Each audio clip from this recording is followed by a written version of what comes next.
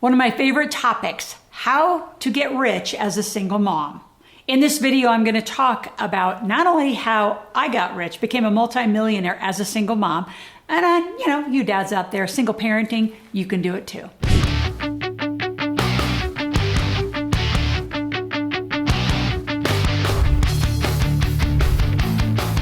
So specifically, I'm going to share 4 things in this video. I'm going to share my story, how I did it, and the number 1 thing I needed to do. I'm going to share the number 1 person you need to put in your life as a single parent. I'm then going to share specifically how you can do it in 9 to 12 months, and the 6 pillars of what I call legacy creation and how you get this started. So you ready? Get a pen and paper. Let's begin. So you single parents out there, I know you think you have it really hard, but I became a single mom because I wanted to be a mom, right? He didn't want to be a dad. It was pretty simple. In fact, I remember on January 8th, 1999, waking up to one of those little tests, and the little line said, I'm pregnant. And I was 34 years old. I said, I'm going to be a mom. I knew he didn't want to be a dad. So welcome to single parenting. So I walked straight into it. I wasn't, some of you are victims of it and say, oh, they left. You know what? This isn't about them. This is about you. And you got to really compartmentalize your emotion towards the partner and get clear about you as a parent. I knew I was going to raise an amazing child. At that point, I didn't know what it was, right? And then I wanted to know, so I knew I was going to raise an amazing man. And then now I'm raising also an amazing woman. And the reason I use those words are a lot of you single parents, you actually downplay your job, and you you play the victim game on him. You play all sorts of weird things. So when it comes to money, you have this awesome talk track. We can't afford anything. And that is illegal. And I use those words really strongly. The 2 things you can say as a single parent to your children is don't ask for anything and we can't afford it, because what that does to them sub age 9, anyway, on the way up, here's how they process that. I'm not worth it. So welcome to raising a nation of unworthy children and adults. So if you're one of those adults, by the way, because you probably were raised that way, get over it. It's just, it is what it is. And I actually use that phrase, it is what it is. So now what do you want to do about it? So what do you want to do about it? I knew I was going to be a single mom. I called my mom and I said, Mom, I'm going to be a mom. I thought she'd be excited. And she's like, oh my God, you're going to be a single mom. How does this happen? And I said, sex. You had 5 of us. That's the same way we all came into the planet. So I share it because it's a fun story, and I have fun teaching this conversation about money, because a lot of you, you're attacking. I'm just going to use the language you use, single parenting, it's this arduous task, versus I had a lot of fun with it. So during my 9 months, I wasn't a millionaire. I knew how to make a lot of money. I'd always made a lot of money, but I spent a lot of money. I was one of those people. I knew about corporate structure, but I wasn't using it fully. And I was investing casually, right? Knowing that I got a lot of years left, I can make a bunch of money. So I'm speaking to a lot of you because you're acting the same way. And so when I became pregnant, January 9th, I called a guy who we had a conversation about being his mentor, or him being my mentor for a long time. And he said, you have to do everything I say. And he said, I won't work with you unless you do everything I say. And I know you're a little independent, so I don't know if we're going to work well together. So I said to him, we have 9 months, we got to go. And he said, meet me in Oklahoma City. I'm like, what are we going to do in Oklahoma City? And I kind of knew. I flew down without question. Again, I do what he said. This is what, strong mentors do if you have a strong goal. I do the same thing to you right now, by the way. If you want to be a 3 to 5 year millionaire, you do what I say, what I say. Now, this sounds a little snarky and sarcastic, but it's true. Because one of the things that I learned during my 9 months is I was really out of order with a lot of things. So back to the reality of how I became a millionaire. I flew into town. He said, Loral, you have a huge database of people that you've been playing cash flow with, which is about how to buy real estate. And how do you cash flow real estate? He said, that's what we're going to do for you. He said, so I'm going to teach you how to raise money. I said, I don't know how to raise money. He said, so we took a day. We took that would probably be on January 11th by then. We were on a speed track. He taught me how to raise money. He had already had the lawyers, already had the documents together. He said, start calling your database. So let's do a big call. Anyway, very short time frame. I don't remember exactly. We raised $16 million. And he taught me how to not only raise that capital, how to put it to work in a lot of apartments. So that's when we bought blocks in Oklahoma City. We just bought really devastated blocks. We redid really entire sections of Oklahoma City. We bought big apartments. We fixed, we flipped, we rehabbed, and by June, 6 months later, became a millionaire, legally on paper, and worked on a lot of cash flow. I turned 34 that year, and by September, when I had my son, was a millionaire, on track to be a multimillionaire. I knew how to do it. You say, well, you had a leg up. Not really. The only thing I had that a lot of you single parents didn't have is I had a database. So what you have is this. You say, well, that's not a database. Well, it's probably got a whole bunch of people in it. So maybe you don't have the same advantage of the kind of database I had, but you have an advantage. It's called your brain, and you have energy and you can work. So what is it that you want to do? Right? So as a single parent, that's my story. Here's what I'm going to also tell you moms. As you are in that 9 months of pregnancy, like I always had really healthy pregnancies, so I was a little blessed. But whether you have a healthy pregnancy or you're like sick during part of it, I can tell you that generative energy you're building, like you're making another human. That energy is the most extraordinary time of your life to create. Now, if you already have kids, you kind of missed that point. But those of you who are thinking about having kids, don't think of that 9 months as being something that you just have to lay down for and you're not going to get to it. It's a very generative time. When I had my daughter, 2006, again, had her in October, so January, February, knew I was pregnant. I produced best-selling books that year. I wrote some of my best work that year. So I just want to kind of speak to the pre-having kids. You all can do this. So first thing, that was my story. Now let's talk about the number one person you have to hire, right? You're going to have to hire a team. So call them a nanny, call them an au pair. They could be part of your family. I grew up in a Nebraska family where I had aunts and uncles and neighbors. Everybody took care of everybody. You're going to have to get a tribe. So I'll just tell you my secret. Being a single mom and then traveling my kids around the world, I got a nanny and I got somebody who was a young grandma. I had somebody who, when I met her, was in her young 50s. She had already raised a family and all she loved to do is be a stay-home mom. She loved raising a family. She loved taking care of our food, our household. She was amazing. And I found the perfect woman and together she helped me. And so, yeah, you're going to need some support to do this. And whether it's your mom, it's your aunt, your neighbor, you do it together, find some other single parents. I really want you to subscribe to my channel, like start talking to each other, whether you do it here on YouTube, out on TikTok, out on Facebook, somehow find a circle of single parents, support each other. You're going to need support to do this. You're going to need block time to do your active business, whatever that's going to be for you. And for me, it was education and real estate. So I stayed in real estate and I flew back and forth from San Francisco, where I was living, to Oklahoma. And I remember when Logan was 2, I parked him on the little side of one of our apartments. So he laughs at the picture. He was sitting there in his little diaper, was hot out, and I covered the ground in the area and I just said paint. And he just painted for hours. And then, we would go to the swimming pool. As he was older, I got to tell this story, it's a hysterical story.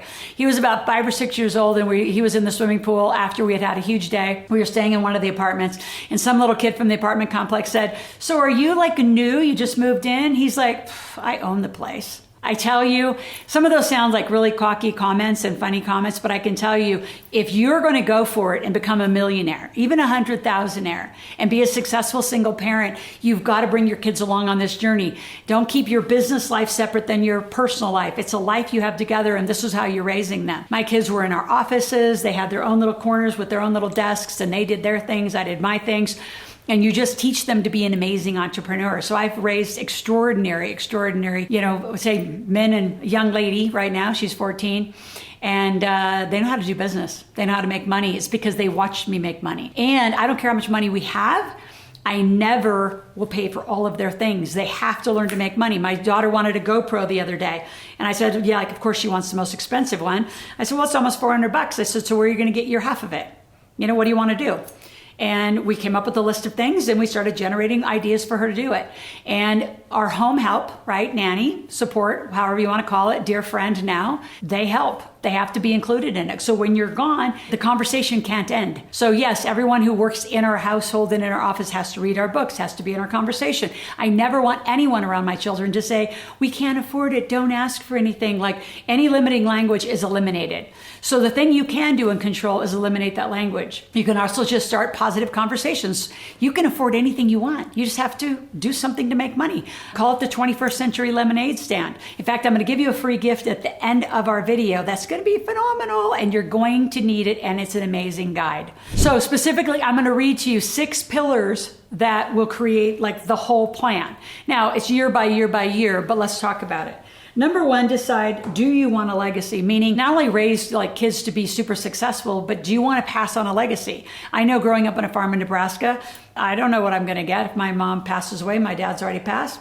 Don't know, right? I do know that I will pass a legacy on to my children. That is my goal. I've intended to do it.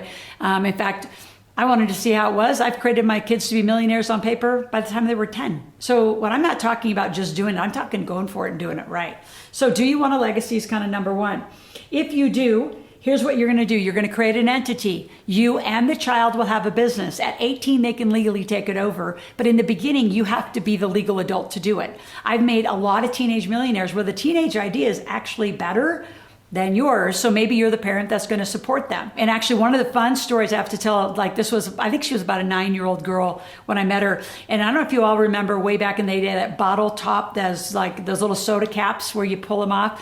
And she created that into jewelry. So that pop top jewelry was hers. That was one of my clients. And that's where the mom stood back from her job and her skill set and said, you know what, my daughter's got this great idea. And we coached them on how to grow it. We sold it, they sold it, and became millionaires. So you have to have an entity. You've got to have a way to make money together as a family, and then you as another individual. Number 3, 4, 5, and 6. These are big ones. Especially as a single parent, you have got to take care of something if anything happens to you. So durable powers of attorney. Something happens to you, who's in charge of those children? Do not leave that to chance or question. That it will, in a lot of ways, it's going to change their life if you leave. But in a very negative way. I see that all the time. You have to have life insurance, not death insurance, which is term insurance. And I have someone who can talk to you and give you a private consultation on what you should have. You need proper life insurance. You need something that's going to sustain those kids. Something happens to you when they're 10, 11, 12. What money is going to keep them at least until they're an adult? You've got to have a durable power. You've got to have life insurance. And then you got to have an overall plan on how the team is going to execute this with you and for you. And these are really big conversations of, if something happens to me, here's what I want. Like, you have to intend it. Here's the durable power of attorney. Here's going to take care and say yes or no if I'm going to live or die. Here's the life insurance. This is how it needs to be spent. This is how I want my kids raised. You don't leave that to chance. So a single parent, you have a bigger responsibility because you got one voice, and you have to be that voice to champion those children. So the 3 are upon what's happened to you, but the first ones are fun. Do you want a legacy? Do you want to go make money with your kids? And I'd say yes, have fun with it. My son had a smoothie business. My daughter had paper wallets. She actually measured the dollar bill and made these cool artistic, little wallets. She sold them for $5. Later at about 9, 10 years old, she and I went on a big tour, Moms, Daughters, and Money. And we created this cool financial kids filing cabinet. She sells it still today for $40. She sells it. It's on our website. What other fun businesses? Both of them are genius at math, so they both tutor. Yep, she's 14 today, he's 21 today.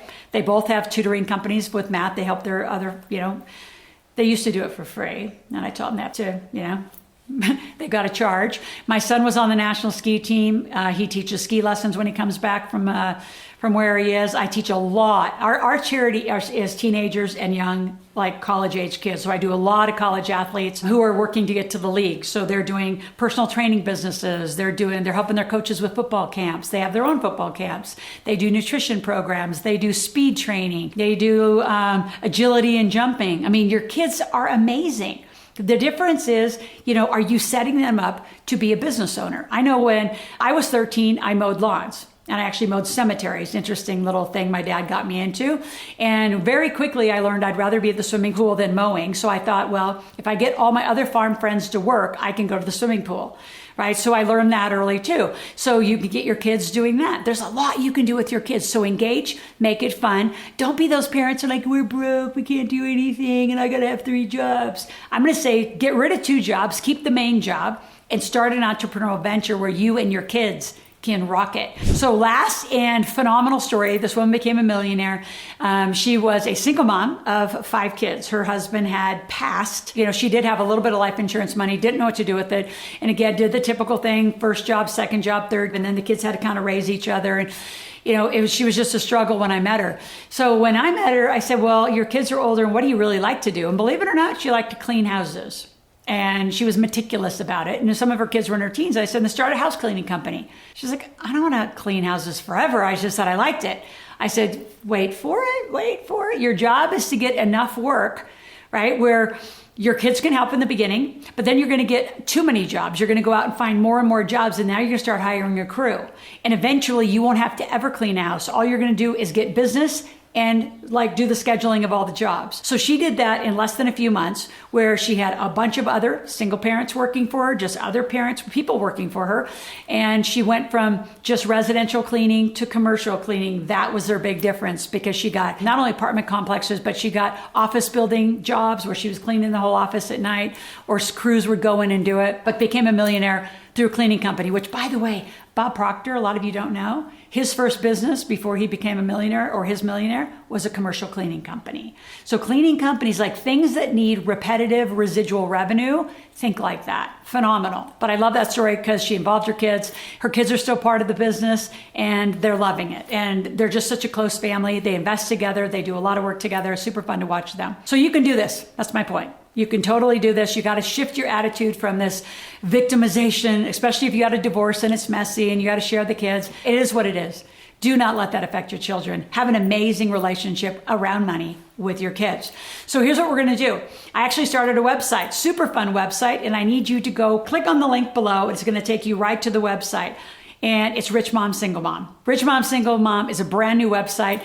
I'm doing it out of a lot of requests. I have so many requests. People say you can't do it. I did do it. I helped many other mothers and fathers that are single parents do it. So we have recordings, we have resources on Rich Mom Single Mom. Go opt in over there, click the link below, and you're gonna get a ton of just ongoing resources from Rich Mom Single Mom. Talk to you soon.